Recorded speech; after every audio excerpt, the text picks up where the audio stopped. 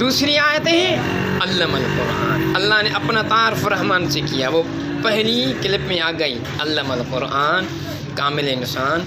اللہ نے اپنے بندے کو رسول علیہ الصلاۃ والسلام، کائنات کے مالک حضرت محمد مصطفیٰ صلی اللہ علیہ وسلم کو قرآن سکھایا۔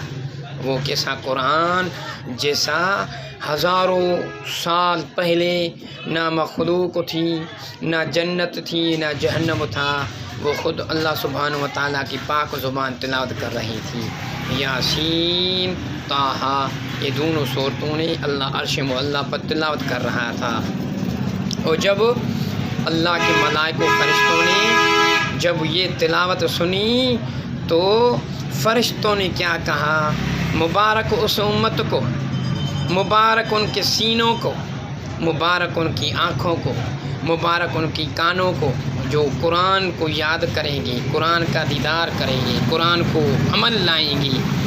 تو کتنی ہم بابرکت امت ہے جو اللہ نے خصوصی ذکر فرمایا اپنی صفت کے بعد میں، علم القرآن، قرآن سکھایا۔ وہ آج کا مسلمان قرآن سے باغی لگا ہوا ہے، باغی بنا ہوا ہے، قرآن کوئی سمجھ میں نہیں آتا۔ قرآن کو ایسا کر دیا ہے جیسا لاوارث ہو جائے، کوئی بچہ جس کا باپ ماں مر جائے اس کا کوئی وارث ہی نہ ہو۔ ہم مسلمان ایسے بن گئے ہیں، قرآن کو لاوارث کر دیا ہے، قرآنی قانون کو کوئی دیکھا ہی نہیں ہے، قرآن سے ہم باغی ہو چکے ہیں، اور لوگ اسلام سے خفا ہو چکے ہیں، اسلامی احکامات سے خفا ہو چکے ہیں۔ آخر کیا وجہ ہے کہ ہم مسلمان بندے قرآن سے خود ہی بیگانے بن گئے ہیں؟ کیوں قرآن سے ہم بغاوت کا اعلان کر رہے ہیں؟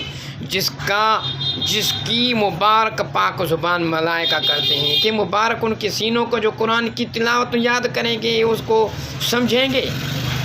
علم القرآن، قرآن سکھایا۔ تو میرے بھائیوں، مسلمان مومنوں، یہ قرآن کی قدر کرو۔ آج دیکھو ساری دنیا میں عالمی کفر مسلمانوں پر طاقتور حکومت کرتا ہے، اور 1.5 ارب جو مسلمان بندے ہیں وہ گدھے جیسے لگ رہے ہیں۔ جو بھی مسلم ممالک کے جو بھی حکمران ہیں وہ کیا ہیں؟ چمچے ہیں، وہ غلام ہیں۔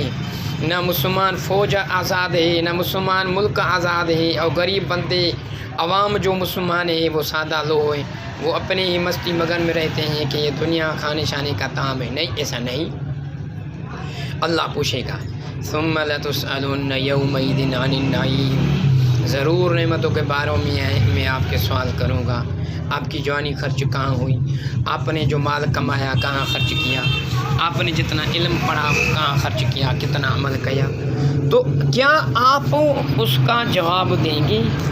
کیا اس کا آپ جواب دے سکتے ہیں؟ جو علم القرآن، خود نبی صلی اللہ علیہ وسلم کو اللہ نے قرآن سکھایا۔ کیا سکھایا؟ قرآن سکھایا۔ وہ قرآن نعمت، وہ قرآن رحمت، وہ قرآن انصاف، عدالت، انسان ذات کی بقا کے لیے قرآن کا ہونا لازمی ہے۔ دنیا کا وجود اس قرآن سے لازم ملزوم ہے، اور دنیا کی جو بھی رحمت برستی ہے ہمیں اور آپ پر، جو بھی پھل فروٹ اناج اللہ پاک دے رہا ہے وہ قرآن کی برکت سے دے رہا ہے۔ اس برکت کو تو پہچانو۔ اسی رحمت سے دور کیوں ہو؟ کیوں مایوس ہو چکے ہو؟ کیوں خود کو گنوائے چکے ہو؟ قرآن سے کیوں بغاوت کا اعلان کرتے ہو؟ ہماری زندگی میں قرآن آیا ہی نہیں، قرآن دیکھا ہی نہیں، قرآن کو پڑھا ہی نہیں، قرآن کو عمل ہی نہیں کیا تو قرآن کیا بول رہا ہے؟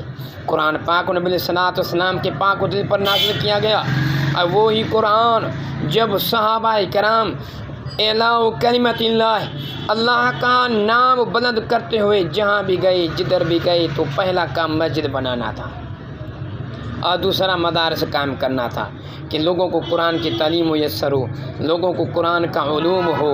وقال الرسول یا رب ان قوم اتخذوا هذا القرآن مہجورا۔ اور قیامت کے دن رسول علیہ الصلوۃ والسلام فریاد کرے گا، استغاثہ کرے گا، اے میرے اللہ پاک، اس میری قوم نے، میری امت نے قرآن کو چھوڑ دیا، قرآن کو پھینک دیا، خود نفسانی خواہشات کے مطابق اپنی زندگی گزاری۔ اسی طرح سے دوسری کلپ آگے انشاءاللہ۔